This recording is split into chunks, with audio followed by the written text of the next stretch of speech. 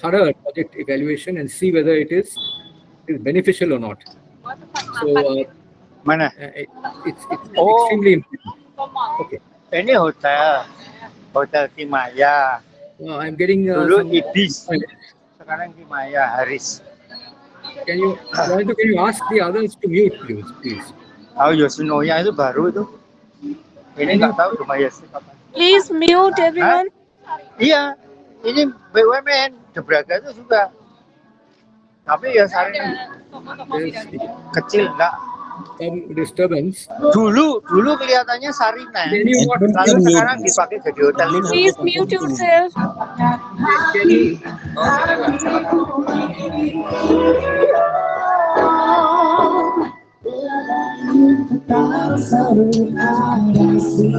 Sorry, it's playing some music. The admin should mute everybody now. Admin, mute everybody. Mute everybody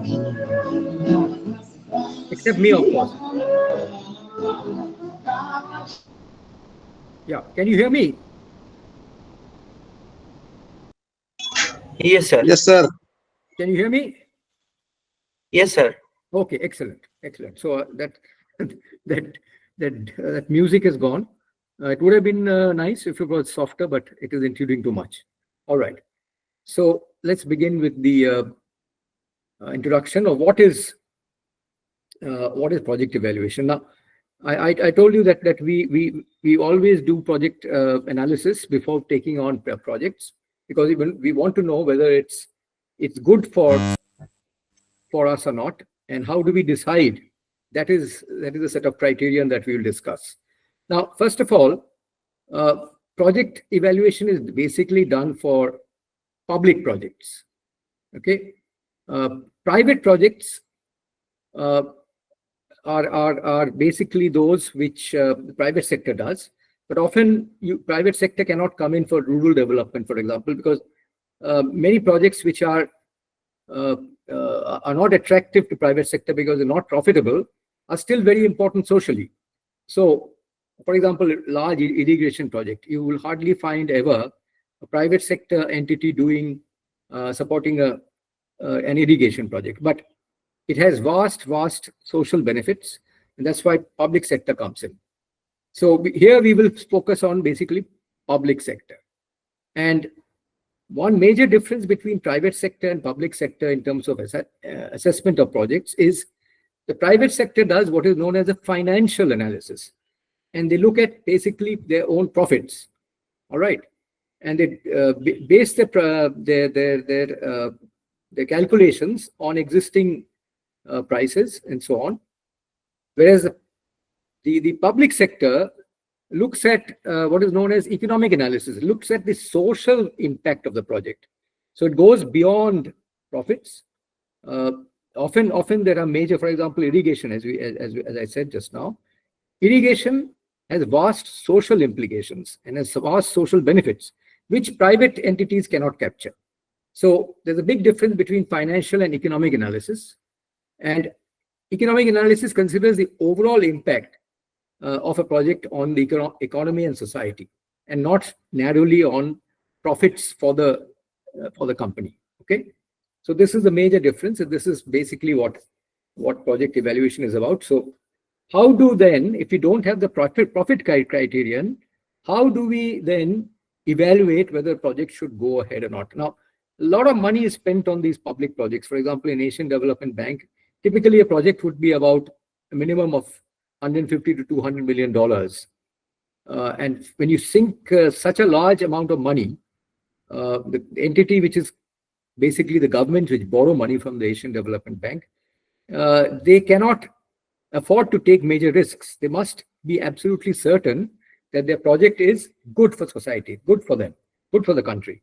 And so the various ways in which you assess this project, this is known as economic analysis based on benefit cost analysis. Okay, social benefit costs. Okay. Now, there are various aspects and there are various stages that I will go through with you that are important. The first thing is that we have to look at the incremental benefit or the incremental addition. What does the project add to?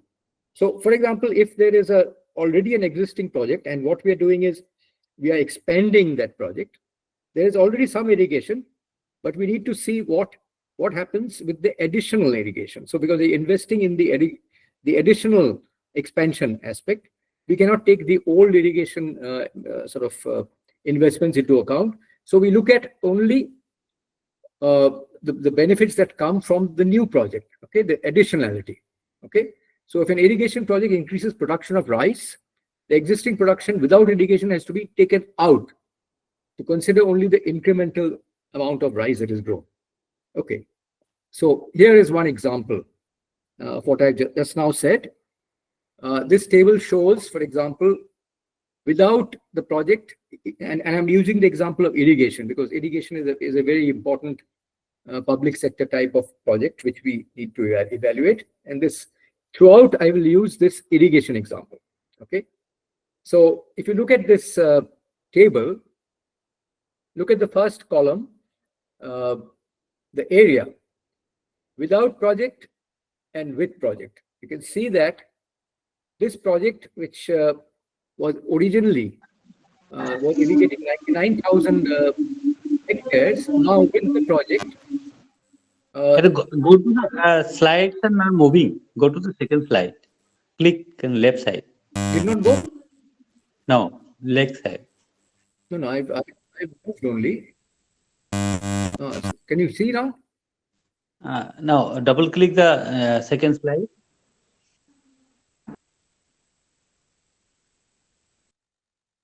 I'm going back. No, what happened? Again,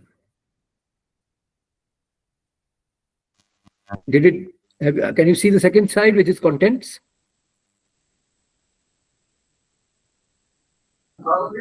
No, sir. I have gone to introduction, which is the third slide. Can you see that?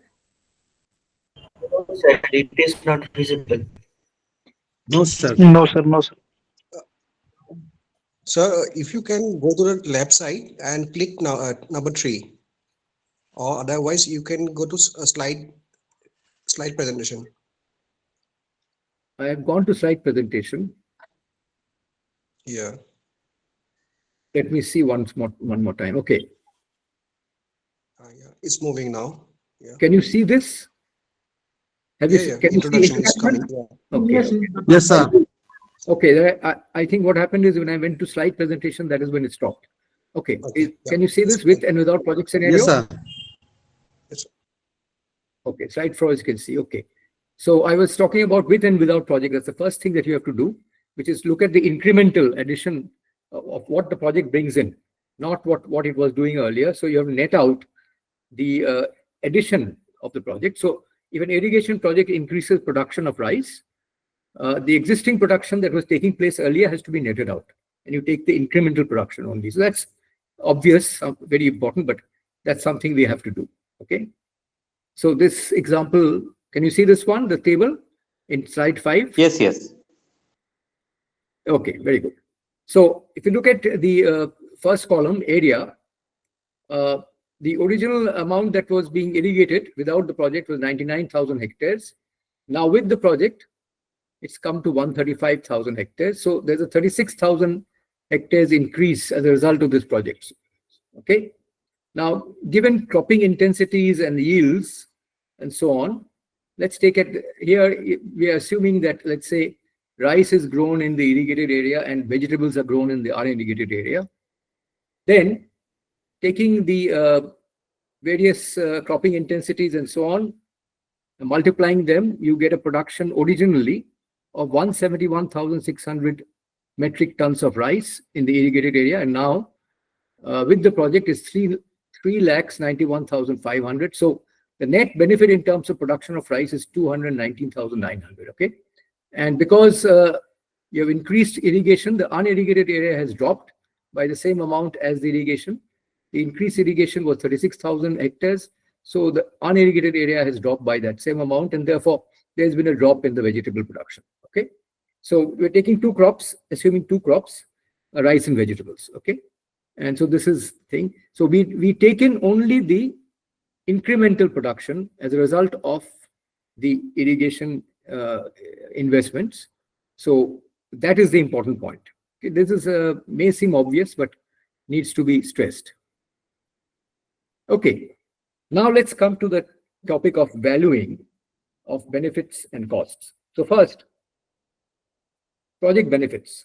Okay, now project benefits are classified in two major ways in project evaluation. First, whether the benefits are from a revenue generating project or a non-revenue generating project. Okay, and then if whether benefits are tradable or non-tradable. Now, if the benefits are from a revenue generating project, then we value it at market price plus what is known as consumer surplus. Now, when a project comes in, a large project, it usually generates considerable amount of consumer surplus. I'll discuss what this the term consumer surplus is a little later. I mean, in the next slide, but that is how you have to value. You have to take the market prices and also add consumer surplus. For non-revenue generating projects, how do you evaluate the benefits? It is evaluated in terms of what the consumers are willing to pay for them. For example, let me give you an example. Water supply project, for example. Now, it doesn't generate any revenue because generally governments don't charge for water. But then it has very major social benefits, right?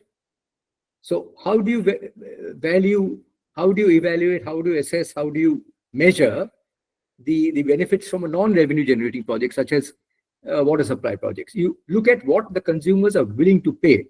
Now, how do you get to know or assess consumers' willingness to pay? What do you do is various methods are used. For example, one is which is very common, which is go house to house and survey, particularly women. And you ask them, supposing you did not have the project, you had to go fetch water from maybe a river 1 mile away or so on and so forth, or a well, very far from your village. But now we have brought in this water supply project. You're able to access water and get water cheaply. How much would you rather pay in terms of money than forego this benefit? So then they come up with various, measures, like say, okay, we can pay so much. So that is the willingness to pay. All right. Or you can see whether what is known as revealed preference. In some communities, perhaps they have already started paying for water. Now, in an urban area, for example, we are paying water taxes, right? So we are already paying. So you can take that as some kind of a measure of willingness to pay. So that is how, in the case of non-revenue generating projects, we measure benefits. Okay. Next category is tradable versus non-tradable. A lot of the outputs that we that are produced from, let's say, a project like irrigation, rice, for example. Now, rice can be a traded good. We can produce very good quality rice and, let's say, from India, export it to other countries. All right, and it will fetch a lot of money in the international markets. So it's a tradable good. Then there are certain categories of products that are produced which are non-tradable. Okay, for example, if you produce vegetables which are not sold outside, it's non-tradable. Okay, so what do we do with those? We value them at domestic prices, whereas tradables we value at international prices, because often domestic prices do not really reflect the real true value of a particular commodity, because various things, there may be distortions in the way we price commodities in the domestic market and the various other factors. But whereas international prices give you a better measure of what the particular commodity should be valued at. So if it's a tradable, one very simple way of evaluating or measuring the commodity is to look at international prices. If it's non-tradable, rule of thumb is use domestic prices. Okay. So valuing of project benefits done in this way. Now, I talked to you about consumer surplus. Let me explain this topic a little bit more. How do you measure consumer surplus? Now, what we do is, the way it is measured, let me try and make it as simple as possible. We look at what is known as the demand curve. Now, every product has a particular demand curve, which means that there is a relationship between the price and the quantity. Okay.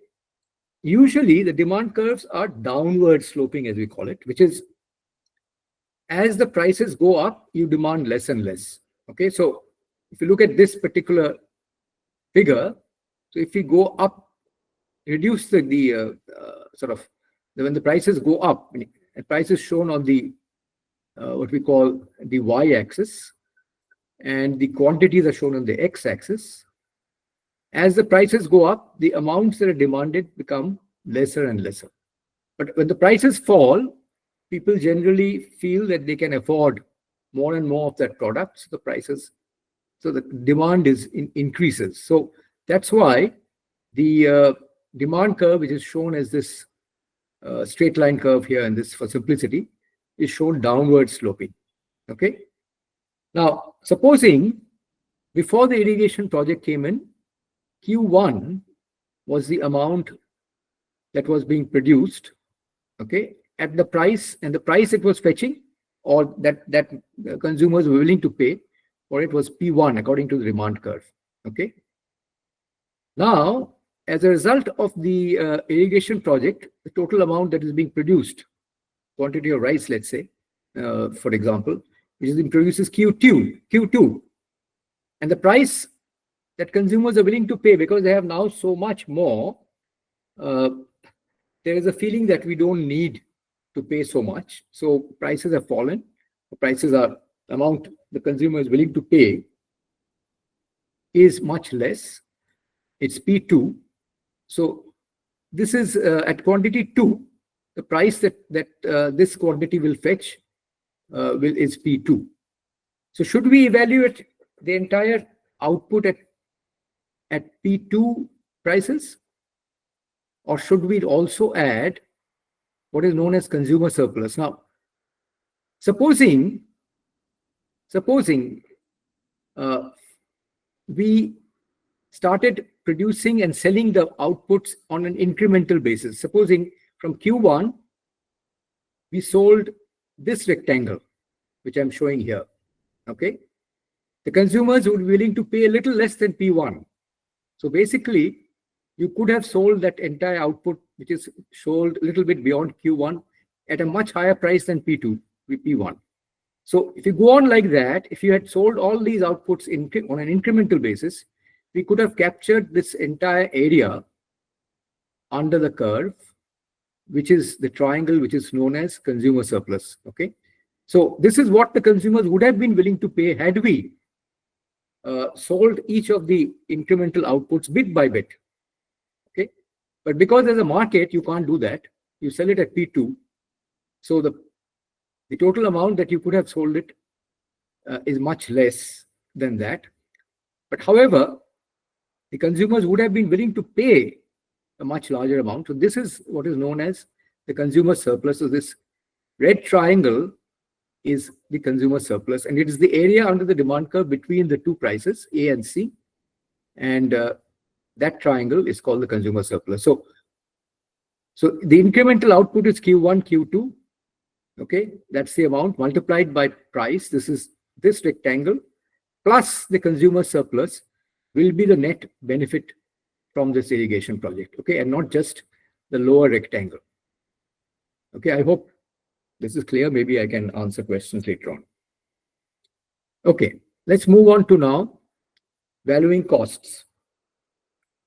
Now, there are 4 or 5 different very important categories of costs which we need to value, which are first capital, then land, labor, and foreign exchange.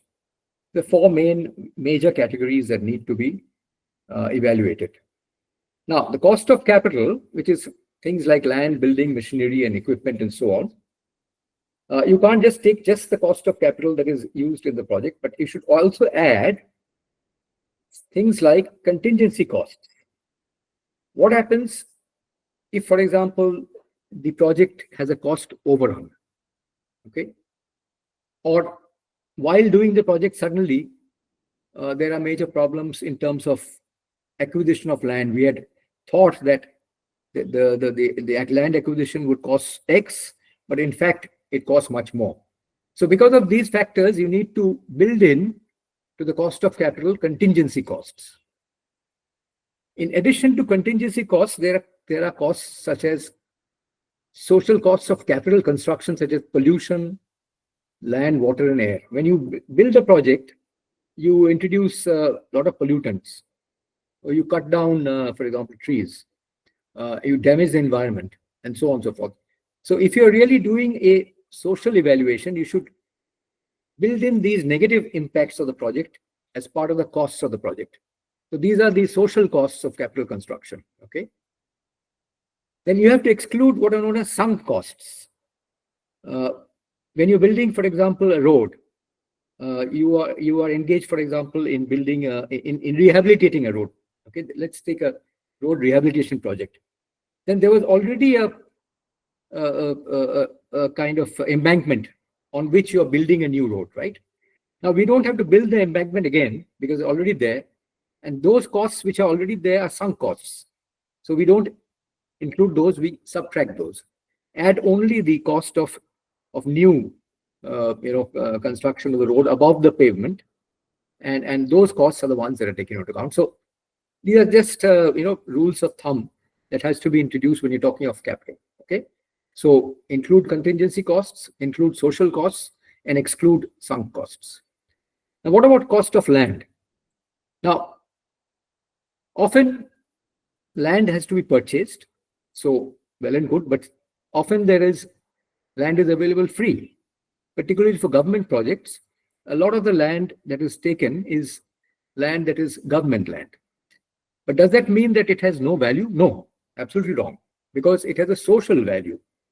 So how do you evaluate the social value of land?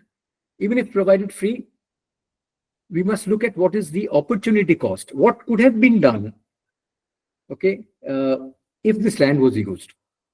So if it was not used, for example, in a forestry project, it could have been used for an agriculture project.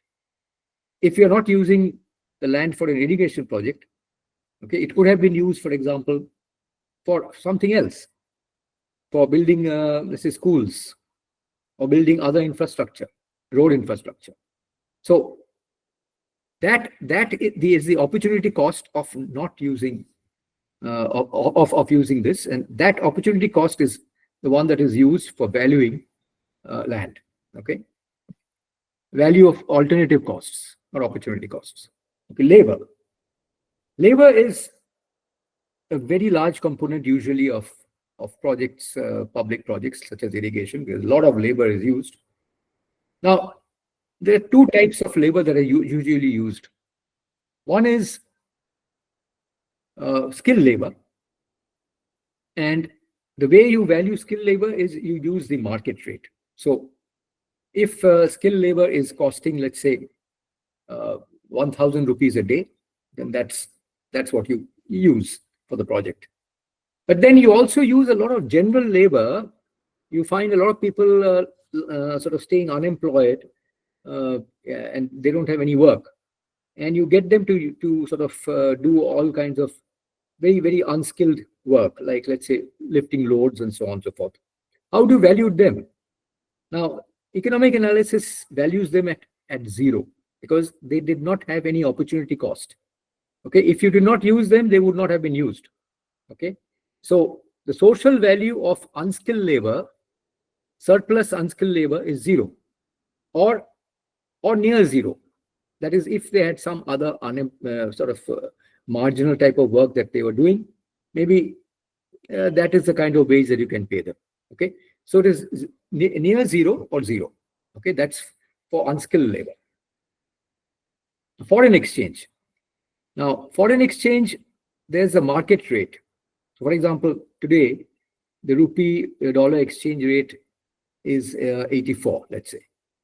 But many people might say, particularly when there were exchange controls. Now, of course, things are better in that sense that we don't have too much of exchange control, but we do have some kind of interventions.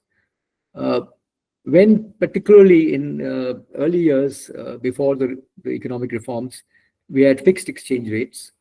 Then the rupee used to be terribly overvalued, and then the shadow rate, the actual rate value of the rupee had to be used for projects. Okay, now I think you can more or less use the current rate with a small premium maybe. So the actual rate, the shadow rate of foreign exchange is often different from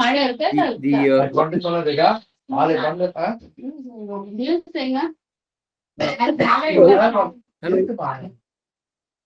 Can you please can you please Joyanto, can you ask them to yeah. So there's often a difference between the market exchange rate and the shadow exchange rate. Now, how do you value the shadow exchange rate?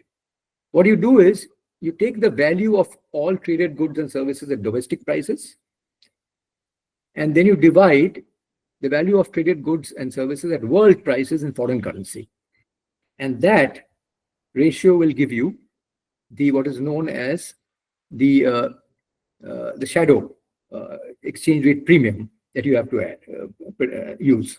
Okay, so basically 4 different kinds of costs have to be valued, which are very important, and there's capital, land, labor, and foreign exchange. So each of these have what is known as the shadow price, and the shadow price is what we use, not the financial price that we see in the market, not the market price. Okay, so this table summarizes what I've just said. So we use the conversion factors to convert market prices into the actual prices, economic prices. And for traded goods, as I said, you use the shadow exchange rate. Okay, and I've just explained how we get the shadow exchange rate. We take the value of all traded goods at domestic prices, sum of all of that, divided by the prices at international prices in foreign currency, and that ratio gives you the shadow exchange rate factor, okay, which we must use. So, for example, it could be 1.2, for example, rather than 1. So, if the rupee is 84, and right now you apply the shadow exchange rate factor, which is 1.2, then you can multiply 84 by 1.2 to get the actual economic exchange rate. Okay. Now, for non-traded goods, benefits are valued at, as I discussed with you, consumers' willingness to pay and consumer surplus, if consumer surplus exists. If it's a large project, the price will fall and there will be a consumer surplus. Okay, that consumer surplus has to be taken into account. In the case of costs which are non-traded, you take it at the domestic prices. So 1.0. Scarce labor is valued at the market rates, 1.0. There's no conversion factor. But surplus labor usually is discounted. So it may be as little as 0.2, for example, rather than 1. Now, importantly, transfers such as taxes and subsidies. Now, taxes would be, for example, in a company would be costs, right? But for economic analysis, a tax is not a cost, because social cost, because what you pay as taxes is gained by the government. So society does not, the net effect on the society is 0. So because of that, as with taxes, subsidies also, subsidies given by government, it may be a cost to the government, but it is earned by somebody else. So for society as a whole, the impact is 0. So taxes and subsidies, which are transfers, they are valued at the conversion factor for these are 0. Okay, next. So using these, we can look at different commodities Now, commodities will have different proportions of, will be made up of different proportions of tradable goods and non-tradable goods, and also, let's say, labor and transfers and so on and so forth. So there are four major categories that we need to kind of address, components in every commodity. So we are looking at rice, vegetables, fertilizers, labor, etc., which are important for this irrigation example. And we're looking at investment, then O&M, okay, institutional support, and so on. And if they have different, compositions of foreign exchange and I mean, what traded and non-traded goods, and they use different compositions of labor and so on. What we do is we weight these, use a weighted average, and come up with the weighted conversion factor. So, for example, fertilizer. Let's take fertilizer. Fertilizer has 80% of fertilizers, let's say, have import components. Maybe we are importing naphtha or whatever to make the fertilizer. So 80% of the cost will have to be then used, foreign exchange will have to be used for that. Then there may be taxes of 10% of the costs, and 10% would be using domestic inputs, okay? So then what we do is we multiply 80 by 1.33 plus 10 into 0 plus 10 into 1, and you get 1.16. So that's the conversion factor, which must be average conversion factor, which must be applied to fertilizers to convert it from market prices to economic prices or economic valuation. Okay. Similarly, all of the others. All right. Okay. Now, using this, you can then value the overall inputs and outputs from an irrigation project. So I won't go into this. It's basically you're using, let's say, fertilizer. We had, if you go back, let's take fertilizer. We had a conversion factor of 1.16. So here,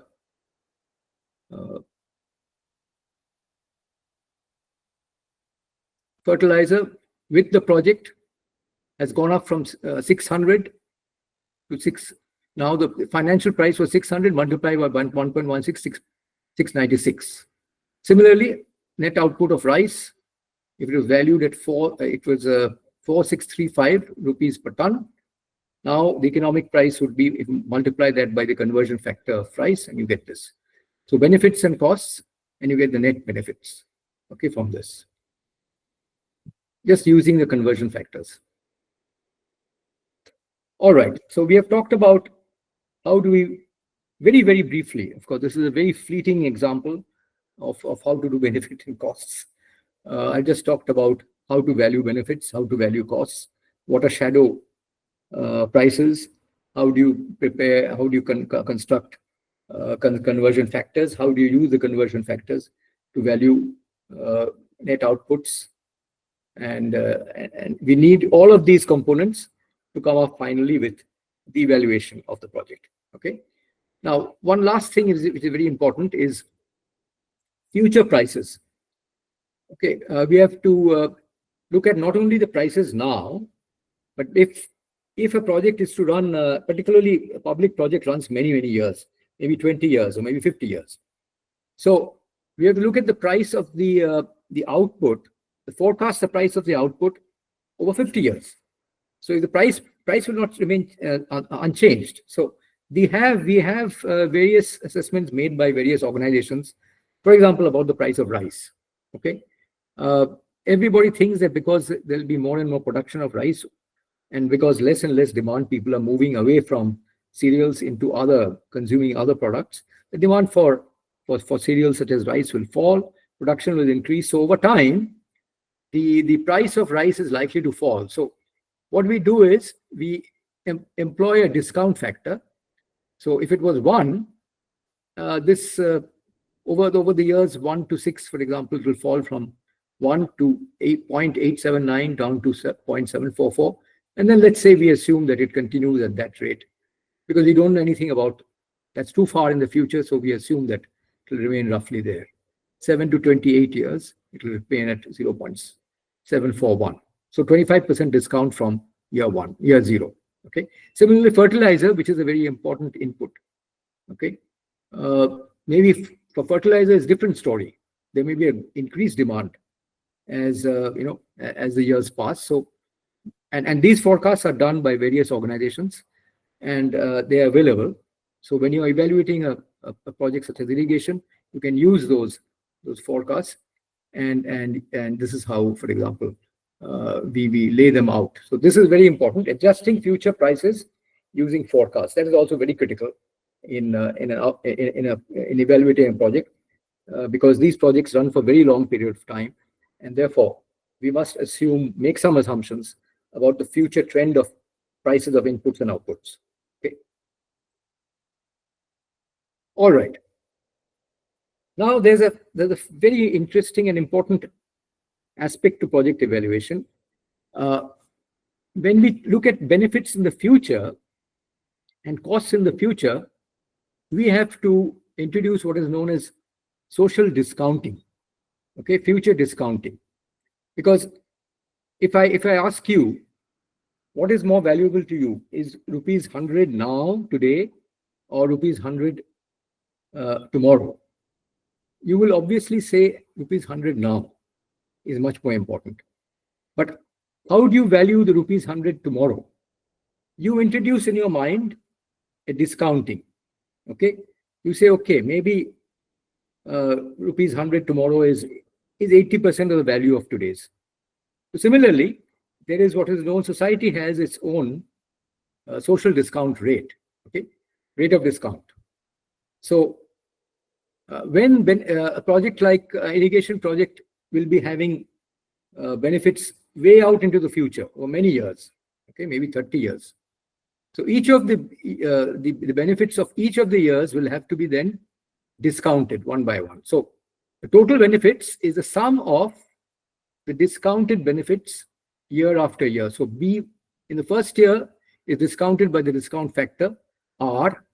So the value of the first year's output or benefit that you get, net benefit, is B1 over 1 plus R. Second year is B2 over 1 plus R squared. Third year is B3 over 1 plus R cubed, and so on, till the nth year, when it's Bn 1 plus Rn. Okay, so that discount summed together gives you the total value of benefits, present value of the benefits, where R is the rate of discount. Similarly, costs have a whole stream of costs over the years. So these are discounted again at the same social rate of discount. And then we get some of these discounted costs gives us the total costs. Okay, so we get the total benefits, the total costs from the project. And now we use this with the help of project viability criterion, we determine whether the project is viable or not. So very simply, if the total discounted benefits exceeds the total discounted costs, or B over C is greater than 1, then we say the project is viable. Okay, so it is worth taking up the project because the social costs of the project are lower than the social benefits of the project, so it's worthwhile. Okay, now a similar criterion, what it does is it looks at the social rate of discount that makes the total benefits and the total costs equal. So there must be this is known as the internal rate of return, and this internal rate of return is defined as that rate of return which makes the total benefits equal to the total costs. And this is called the economic internal rate of return. And ADB, for example, says the project is viable if the economic internal rate of return exceeds 9 for infrastructure projects, that's 9%, or if it exceeds 6% for social projects, because social projects usually are not as do not give as much returns as infrastructure projects. So therefore, in the case of ADB, Asian Development Bank, it uses the criterion of EIRR greater than 9 for infrastructure project. If it's greater than 9, okay, go ahead, give the loan, project is viable. Okay, the government is also convinced that yes, this is a viable project. We will over time be able to generate much more revenues perhaps than 9% and be able to repay the loan. Okay, so if it's a social project, they have to think twice because it doesn't repay as much, maybe 6%, but even then it's viable because it has other benefits, okay, in terms of human development and so on and so forth. So government might say, okay, we'll go ahead with the project, okay, and then that project is accepted. So this is the project viability criterion. And to carry through with that example, what you do is you put all of these things together, prepare an Excel sheet like this. So if you're going into doing social evaluation of projects, you will prepare an Excel sheet like this. So here we reproduced the rice price factor in the first row, exactly the same as we discussed earlier. Fertilizer price factor, second row. Okay. Then we look at the costs. Now investments will take place in the first 3 years. So the investment costs, assume, let's say, these are investment costs. There's institutional support in terms of consultants and so on and so forth who are brought in to support the project. But that's for the initial 3 years only. Then there are the O&M costs, okay? And these O&M costs come in as soon as the project is starting to run, okay? Maintenance costs. And these are from year 3 onwards till the end. And so total costs are the sum of these, okay? Benefits with the project, rice and vegetables we talked about, okay? These are the benefits with project and without the project, okay? So without project O&M is this. Total benefits, then you sum all of these out and you get net benefits is benefits minus costs, and you get these. Discount these over the lifetime of the projects and you get a net present value at 9%. Economic internal rate of return is 16.2, okay? In this particular example, this is what you'll arrive at if you discount it using EIRR, and you get EIRR of 16.2, and then it's an infrastructure project, is greater than 9%. So it is viable. We say, okay, go ahead. We shake hands, we give the loan, and everyone is happy, okay? So this is a very, very short introduction to benefit cost analysis, social benefit cost analysis. There's some other considerations that need to be taken into account when we do it. We first of all must do a sensitivity analysis. So we've made many assumptions, for example, forecasting the future prices and so on and so forth. So we can increase or decrease these within a band, and that's a sensitivity analysis, and see whether the project still remains viable, okay? Because the future is uncertain. We don't know for certain. So we do a sensitivity analysis and say, okay, even if the price of rice falls even more, say by 20%, okay, even then the project is viable. Then we say, okay, we've done that sensitivity analysis. Even if the costs are higher by, let's say, 15%, even then the project economic internal rate of return exceeds 9%, then we say, okay, project is still viable. So it's still robust to changes in various assumptions. So that's the sensitivity analysis which must be carried out. That is done. Then environmental requirements, very often these are built into the social costs of the project. As I said, for example, when a project is done, if you're cutting down trees or you're polluting the environment, those costs should be taken into account. So these costs, environmental considerations must be included. Another very important factor, which I've not talked about, is distribution. How much of the benefits are going to the poor, for example? If you value benefits going to the poor more than benefits going to the general population, because the poor need to be helped more than the general population, okay, the price of rice is more important for those who eat more rice, okay, the poor.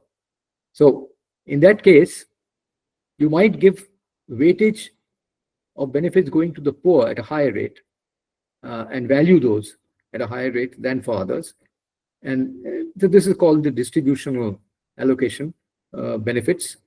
And these do be weighted differently. So these are some other considerations that need to be taken into account.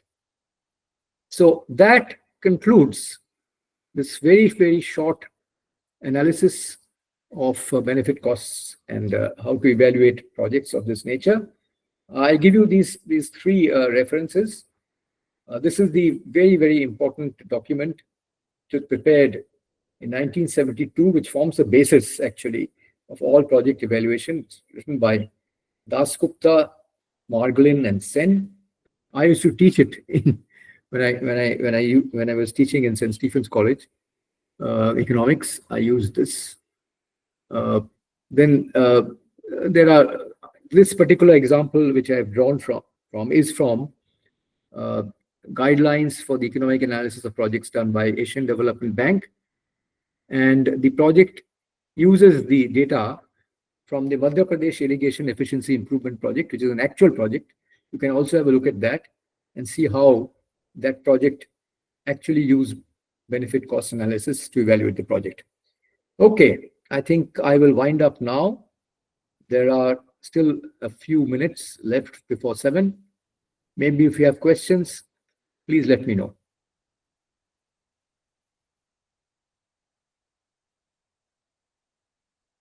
Joyanto, how do I get the questions? Are they kind of people will raise their hands?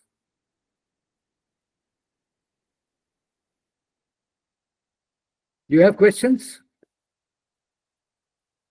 Anybody? Yeah. Sajal Panja. I have question. I have question. Yes. Sajal. Sir, I have come across a word that is Can I sunk speak? expenses. Can Sajal speak, please? Yeah, sir. Am I audible, sir? Sajal, is that you? Yeah, sir. Yeah. Am I Go audible? ahead. Yes, you are audible. Sir, I have come across a word that is sunk cost. S-U-N-K, sunk cost. That Yes. are the cost of related to research and development, advertising and marketing, like that. Research and development. Can you explain how a sunk cost is used in research and development? Now, that's mean that the cost are declined as expense that cannot be recovered. That has been incurred cannot be recovered or Yes. reversed. That is the sunk cost, no, sir? Yes. That is definitely a definition of sunk cost. But here, what we are talking of sunk cost is sunk costs that already have been incurred. Actually, for example, as I said, if you're doing a road rehabilitation project, okay, Yes, sir. road rehabilitation project, then you already have the permanent way, okay, which pavement on which the road has already been built, but maybe the road has broken down. But you don't have to build that permanent way again. Maybe you just have to build. You have to build on top of that, and that cost which is only additional that has to be used. The cost which has already been put in is not relevant for you. Okay, so costs which have already been put in are already sunk costs which cannot be recovered, which are not relevant for you. That is what we define as sunk cost in this case. Okay. Right. Okay. Yeah. Okay. Any other question?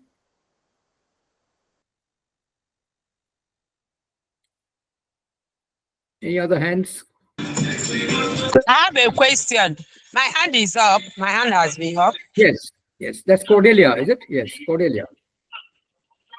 Yes. Miss Cordelia. Yes. Yeah. Thank Go you. ahead. Yes, I'm speaking now. Thank you so much for that wonderful lecture. My question is on what you call sunk cost. When you were talking about various types of capital cost, you mentioned sunk cost, like S-U-N-K cost. Yes.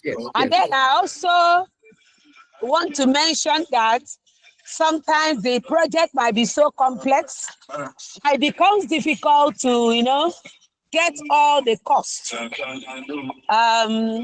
in that case, that the project, the people involved are many, and then you needed to gather the cost from each. If you're looking at the cost of a vegetable production with and without irrigation, or the cost of rice production with and without irrigation. And many rural farmers are involved. You find out that sometimes they may not be literate enough to get you all the information that you require that will enable you to compute the costs we're talking about here. And so in that case, what do you do? Thank you. Yeah, Cordelia, thank you for those questions. I already answered the question on sunk costs, which are costs Okay. which are costs which have already been incurred and they are not used as far as this incremental project is concerned. Okay, so I will not go into that. But the other one is very relevant. This example which I have taken is basically a simplified example, okay, which has talked about various few of the costs and a few of the benefits and all that in that project. But as you mentioned, there are a variety of different costs that are involved. Okay?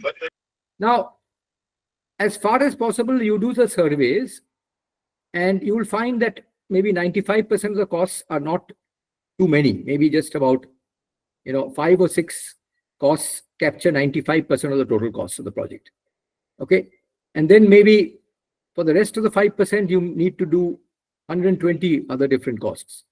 So what you may do is you may think about ignoring that. This is my own personal view, because you're getting 95% of the cost of the project. You can then do a sensitivity analysis and then see what would happen if the costs go up by a little bit and capture those from that way. But generally, you're right. Large projects do involve a huge amount of reckoning of various different small bits of costs and benefits. All right. And you therefore, that's why employ a large number of people who are workers who make assessments, go around, make surveys and so on, and who understand cost benefit analysis, and they are used, and their various inputs are added together to come at to arrive at this kind of project evaluation. So consultants, for example, are employed usually by organizations such as the World Bank and ADB, and believe it or not, they work for 2-3 years. A project like, let's say, Madhya Pradesh irrigation project will take 2-3 years of preparation time to determine what exactly is whether it's viable or not. Okay, so it's not an easy job. But what I've done here is to basically talk about the main elements, okay, which are used, and even if there are small bits of inputs here and there, they'll all be evaluated in this fashion. So whether if it involves labor, okay, you have to evaluate the labor component in terms of the shadow wage rates. If it involves tradable goods, then you have to evaluate it using the conversion factor using foreign exchange, and so on. If there are taxes involved, we exclude those, etc., etc. Okay, so generally these are the main principles that are involved, but the number of items, yes, I agree, would be rather large, and therefore you would have to employ a large number of people to arrive at the basic cost benefit analysis. Okay, thank you. I hope that answers your question. Yes, thank you very much. Okay. Okay, any other question?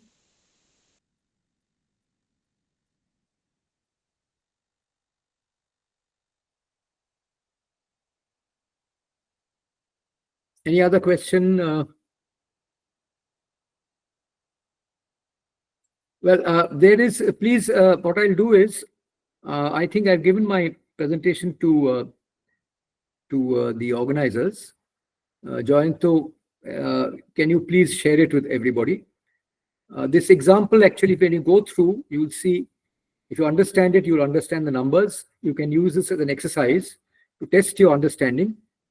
And of course, I'm available by email. I've given you my email. If you have any further questions, I'll be very happy to answer them. Okay.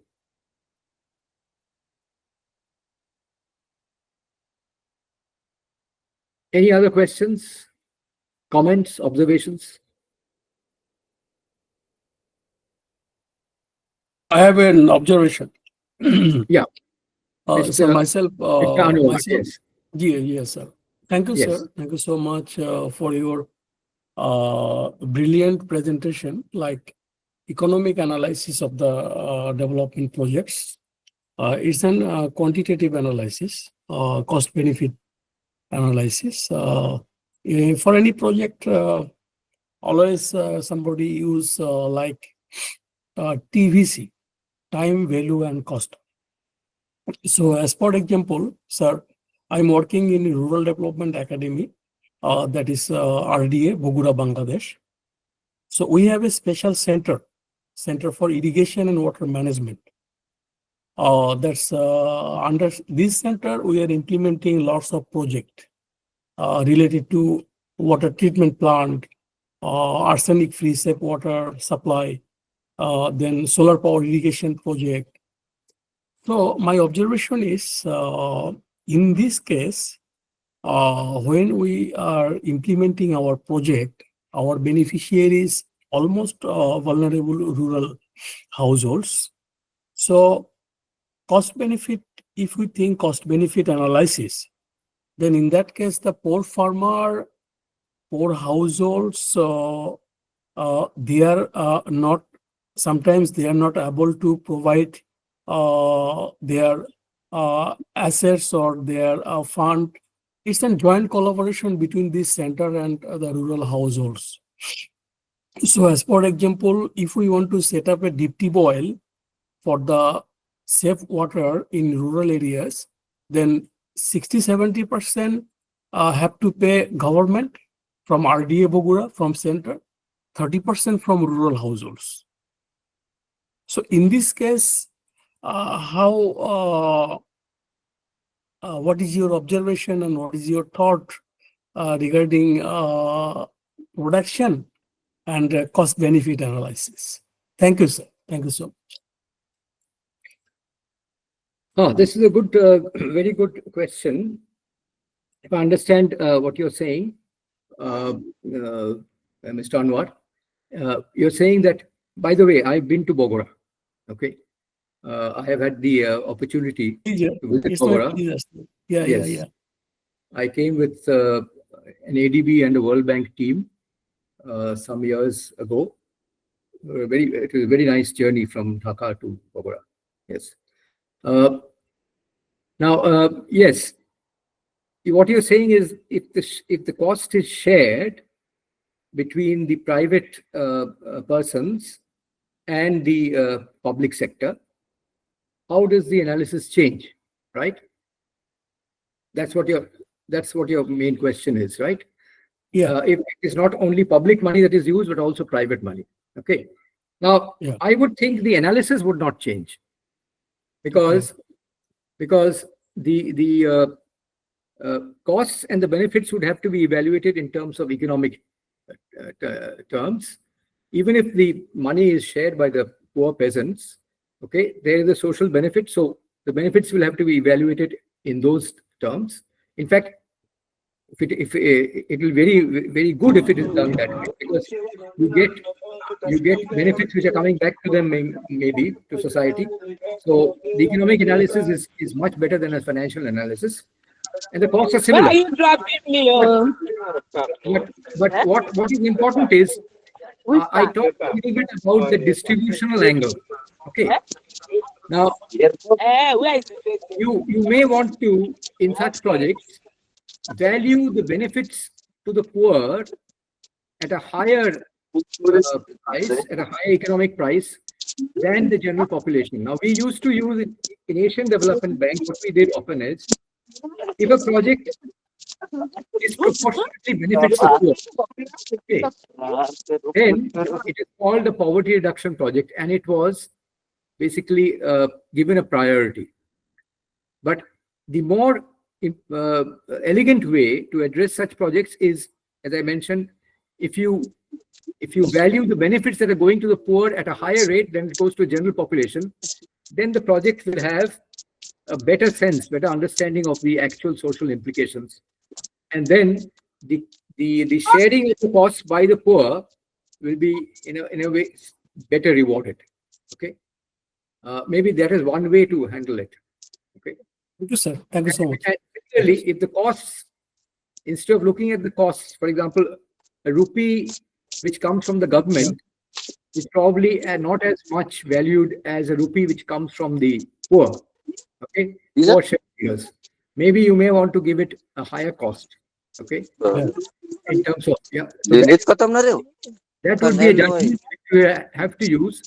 You may want to use the private cost from a poor person as a higher cost than money come from out of taxes from the government. Okay. Yes, sir. I hope that answers the question, but it's a very interesting point. Thank you, sir. Thank you so much. Thank you so much.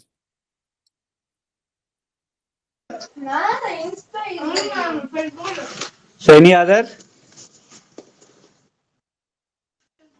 Any Yes, other sir. questions? Yes, sir. Good evening, sir. Manjit? Yes, Yeah. Sir. Sorry, sir. Sorry to interrupt in between, No, sir. no, go ahead, Manjit. Sir, actually, I belong to the state of Himachal Pradesh, and it is the like indeed requirements now these days, like the rural development, as you're saying, and watershed is the major like area in our like area of Himachal Pradesh, and so my question is just related with that. According to the analysis of your economic perform, that how do watershed management program in our areas impact the agriculture productivity, and how do self-help groups play in improving the rural women economic status in that particular region, according to the examples of like rural development parts of Maharashtra, Tamil Nadu, even though Uttarakhand and Himachal also, sir. Yeah, Manjit, your question is how do watershed management projects impact on rural development? It's very much so. I would think they would have a very, very high social benefit. Okay, so if evaluated properly, watershed management projects will be given very, very high priority compared to other rural development projects. So if you use these principles which I've discussed and you properly evaluate, watershed management projects will come up as very, very highly viable projects, particularly in states which have major problems like Himachal in terms of water scarcity and so on. Okay, but you will do it very carefully.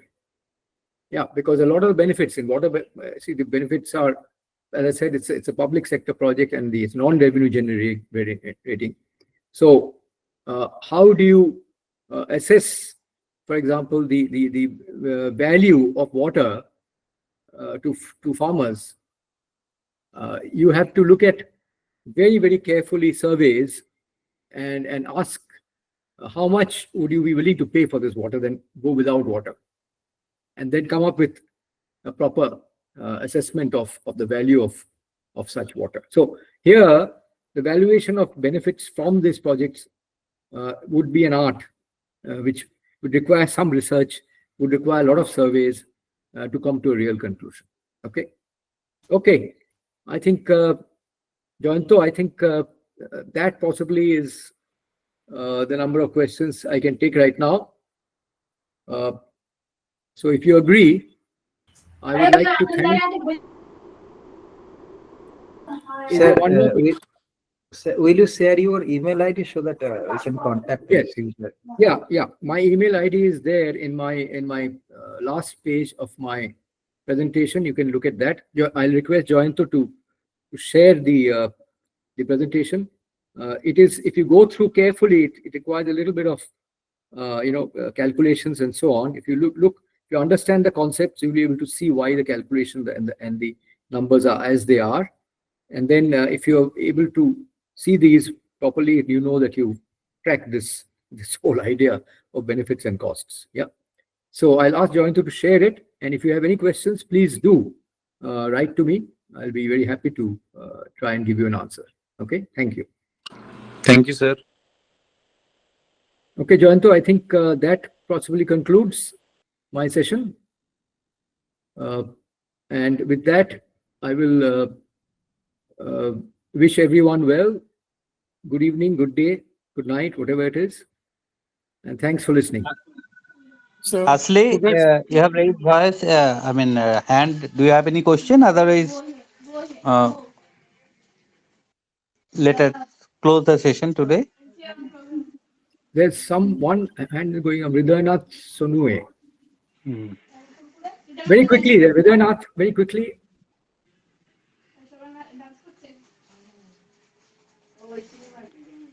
Hridainath, do you have a question? Seem to have a hand, but then I, Sir, yeah. Hridainath? hello. No, sir. Actually, I don't have any question. Okay. All right, Okay. then. So then we can close this now. Okay. Yes, yes, we can close the session. Okay. Thank you very much. Bye bye. Good Thank night. you. Thank you so much. Thank you so much.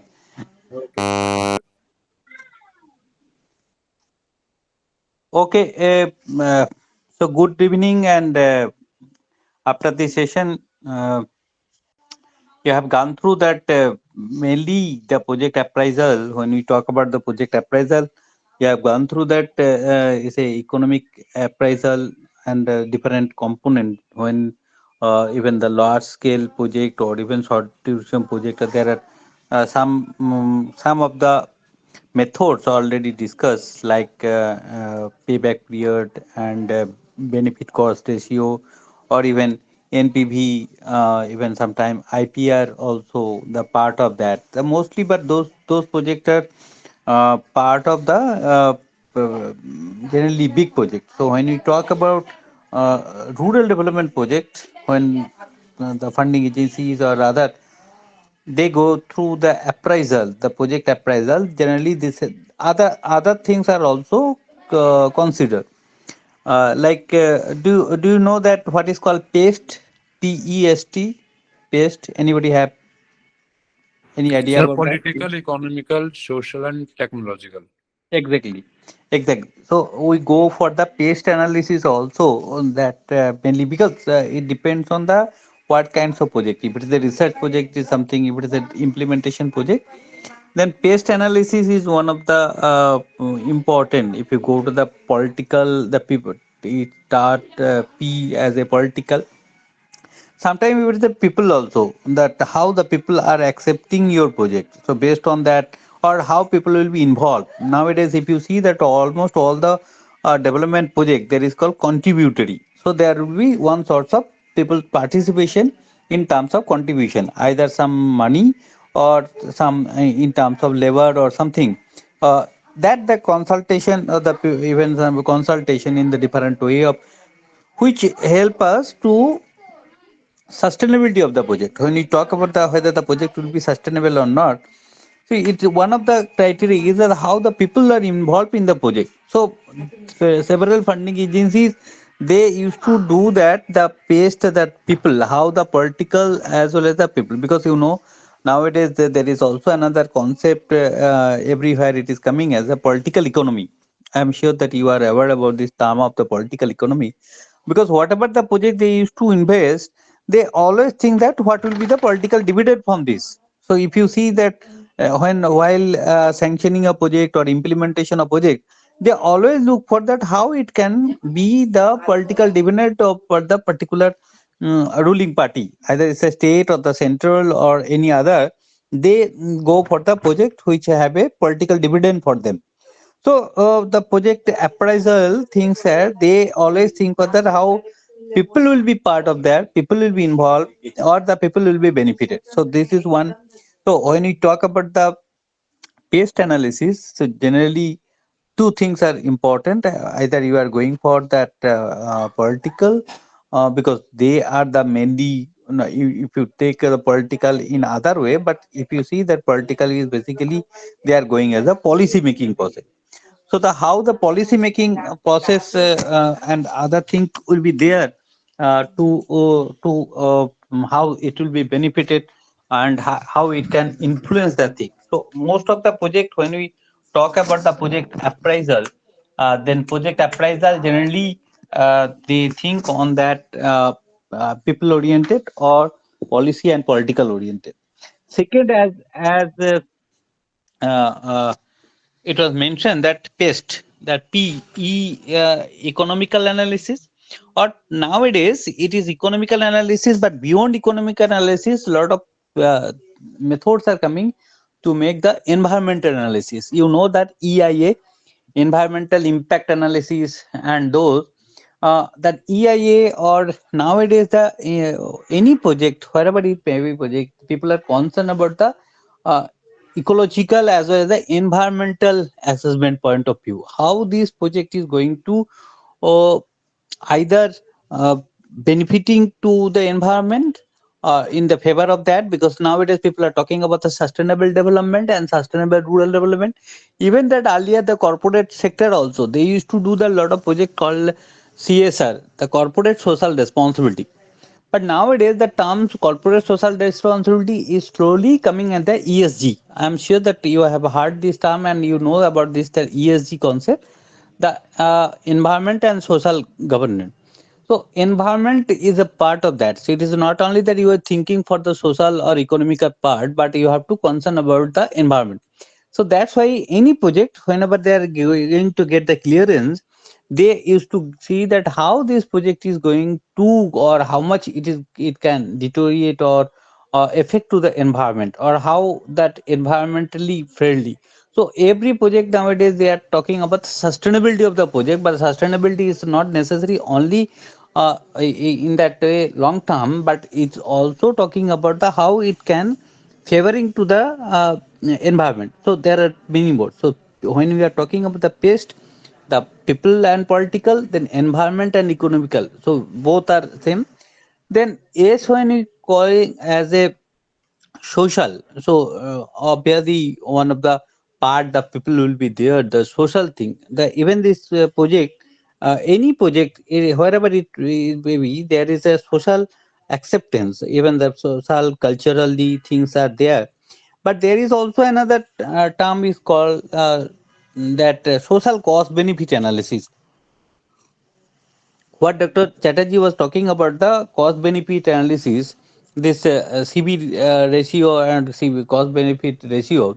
The CB ratio, you know that when the benefit is greater than the cost, then and the cost in terms of the uh, convergence into the present value of benefit. So all these costs together and the benefit, what we are expecting any project when the project is being appraisal, we are expecting what will be the benefit in the maybe the project is the gestation period. Say for example, a rubber plantation. If you start the initiative of these, you will get the gestation period of any rubber thing. It will come 8 years like that. So after 8 years, you will get the benefit. So when you are sanctioning a project, when you are taking a project, you have to calculate the what will be the value of the money the after 8 years, right? When you will get the benefit. So generally, when we are talking about the cost benefit analysis, we are analyzing that both the cost in terms of time, because the money is always linked with the time value of the money. So benefit and cost both are, but there is other component which I told you, that the social cost benefit analysis. So how the society will be either benefited or there is some cost involved on that. Say you are making this, I mean, you are going to widening a road project, like okay, most of the highways and some other ways, yes, and as a result, there will be a lot of the maybe the shop or maybe the building or anything. It can be it generally government used to take it will be broken or demolished and like that.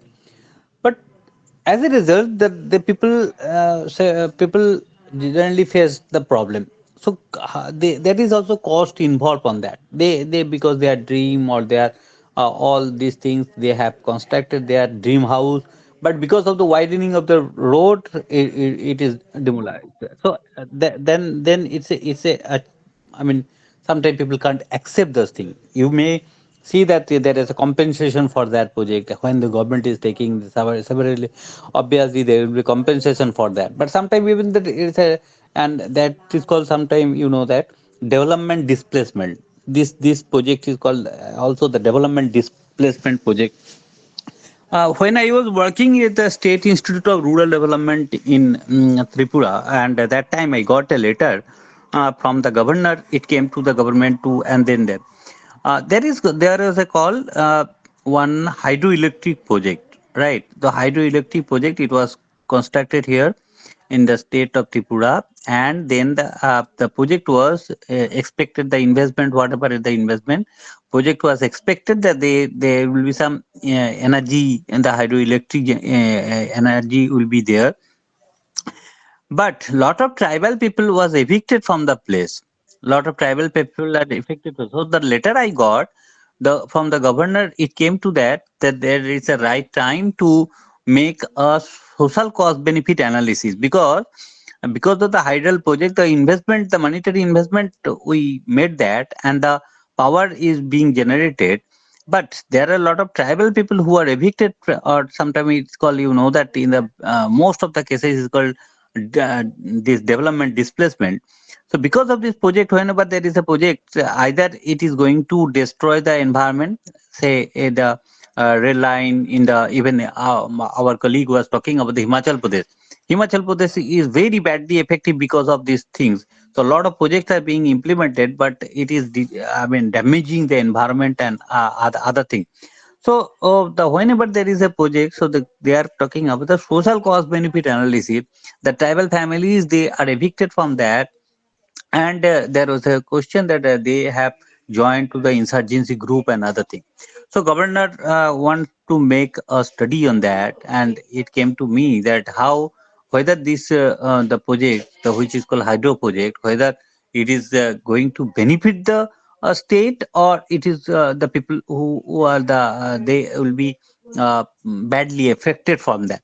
So as I told, even the Tapas Ranjan Chakraborty was talking about the stakeholder, and we are discussing that whether any project, there will be some people, maybe they are negatively affected from the project. So as a result, uh, you have to make the analysis. The social cost benefit analysis also another. Last is that T, which is called technical or the technological. When we talk about the rural development project, mainly we talk about the low cost technology. Oh, we are talking about those technology which people can accept, they can apply for that. Nowadays, people are talking about the AI, they are talking about the drone and other. So those technique also slowly coming to the rural area. So when we talk about the any project, we have to understand that whether the project is technically, the people can accept this project can address this thing, they can, is either the material or the technique or the technology are related to the project which is coming as a as per their knowledge. Otherwise, you have to make extra effort to capacity building for adopt this technology, right? And that's why, so in your project there will be some extra fund should be there.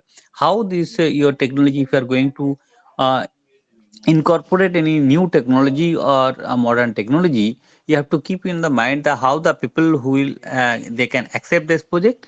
And that's why you, in the project, there should be, when you are designing a project, there will be sufficient component, the capacity building of the beneficiaries, or you can talk about the people for whom you are taking this project, how this the people will be technologically accept this thing. So this is the paste analysis generally we used to do when there is any kinds of project appraisal. So Dr. Chatterjee was talking about that, because he is a Asian Development Bank. Generally, they deal with the big projects, and now the environment concern is also there. So those projects are mainly when we go for the appraisal, because by appraisal is pre in this implementation, right? So pre-implementation of any kinds of project, generally they used to go for this analysis, and if everything is okay, most of the cases is okay. So as per the people benefit, as per the environment, as per the technology, as per the social, as per economically, even the financially, they are benefited. But mostly in our case of rural development project or development sector project, we don't think that this is for our business or our profit. Generally, we calculate the profit in terms of the people for whom we are taking. Okay, so for our target group, some people used to call as a target group, some people call beneficiary, some people call nowadays client, or many other things are there. Or so the project, what you, whenever you are designing, either in any implementation project, if it may be the beneficial, but you have to concern to other aspect also. So Considering all these things, if you think that your project is okay, funding agencies are ready for this investment, then only your project can be implemented, right?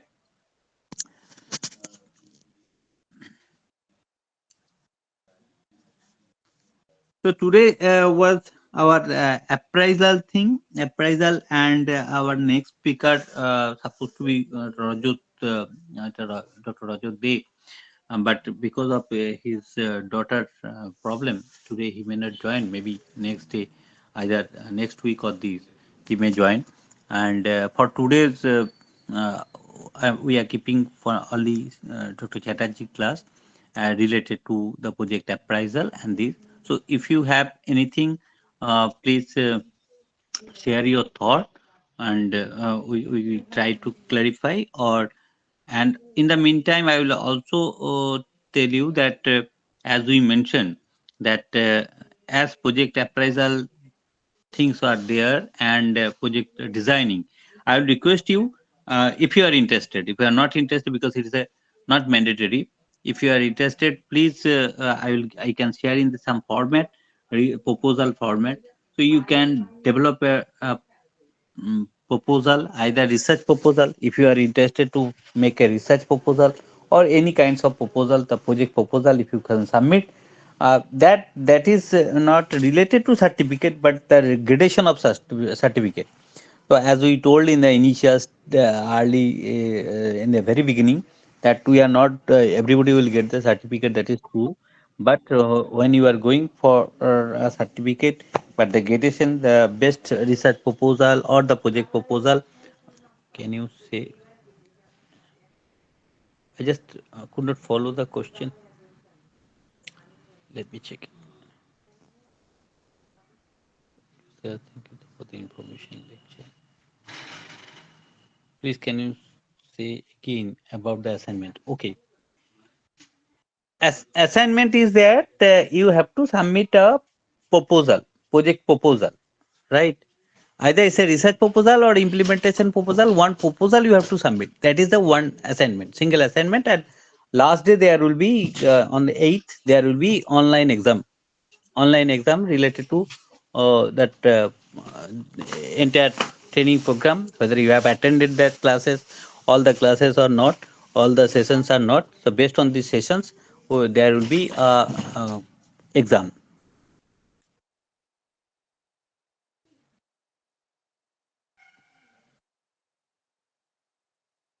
Please, can you say again about the tool? Mail ID? Yeah, I will share. Even I will share one or two prototype of if required, one or two format of the proposal. That will do that. Okay. Sir, as today the class is going to be ended a little bit earlier, so I have some. I want to some better understanding related to ESG. That you just told that CSR is now replacing in terms of ESG. So better understanding, would you please explain that how the CSR is converting or replacing in terms of ESG? Yes, sure. Okay. ESG nowadays, the environment and environment, social governance. Nowadays, it is coming that earlier, as I told you, there is a corporate social responsibility. The mainly that you know that the out of the benefit, maximum 7% was earmarked, that every company have to spend some money for the society. That was the CSR from the Right. profit. Say Right. but now they are telling that not only the social, but also you have to concern about the environment. Right? This is the thing. So environment, you have to project, you have to pact on that environment, and there is also like auditors and other the in ESG reporting. So all the corporate sector now they are appointing officers on ESG experts, right? So ESG things that who deal with this environment. Say for example, if you even if you are not doing the social thing, but in your company or the factory there will be many more things like, and how those your say if you see if you go to the ATM, they will tell in spite of taking the recipient, whether you will, I mean, this is wastage of paper, right? Even sometimes you get the mail also, it is there that this is the digital thing, no need of the printout of this thing. Okay, because printing or the papers are basically against of environment. Clear? So what kinds of activity will take? It is not only that you are planting some trees or something, it is not that. Within your thing, how or what kinds of activity can you take in your company or in your organization that is concerned to the environment? Clear? Clear? Right. Yes, sir. Social part, it is okay. Social part is you can do a lot of social work and other thing, that is okay. But within your organization, how you are, like say for example, your building structure, if it is you can use properly the sunlight, that is one option nowadays everywhere. People are talking about that, how you can use the better the sunlight for that. Solar panels, right? It is not that so how we are concerned about that. So water, how you can go the recycling of the water, plastics and other, how you can minimize the wastage of plastic and other, right? How you can go for the even go to the different hotel and other, they are coming with a bamboo toothbrush, which is not earlier it was a plastic and one times of these things. So those things are little bit change even in your personal life also. If you can little bit change and orientation to the environment, that can play a big difference, right? So this is also coming under SDG. It is coming. It's called sustainable consumption, right?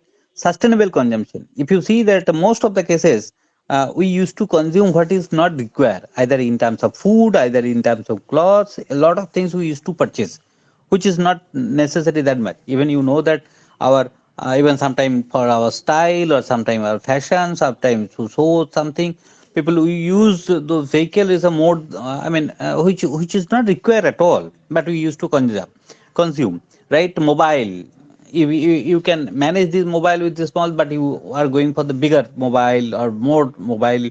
One mobile is not sufficient to you are going for the more the one vehicle. You are not going for the public vehicle, rather you are preferring your personal vehicle. Even sometimes you when you will end of the day it's a status maintain cost. But you know that our even Abdul Kalam Azad, our president of India, how many shirts he had, and this is a simple life. Even Gandhiji is also talk about the simple life, and life should be the simple as much possible, simple life. So those things are coming, that how you are concerned. It is not only that planting one trees and these things are coming as a environment thing, but how your day to day life, how your day to day life can also save the environment.